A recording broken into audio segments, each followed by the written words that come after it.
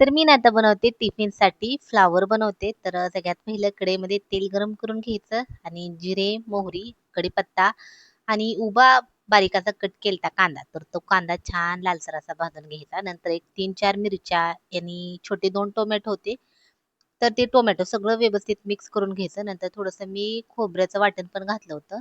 नाही घातलं तरी चालते, अद्रक लसूणची पेस्ट घातली तरी चालते, पण मी वाटण घातलं. नंतर सगळं छान लालसर असं भाजत आलं की नंतर मग त्याच्यामध्ये मी थोडासा किचन किंग मसाला, हळद आणि गरम मसाला, मॅगी मसाला पण घातला होता. मॅगी मसाल्याने छान लागती कोबी, फ्लावर काय पण करा एकदम मस्त लागतं.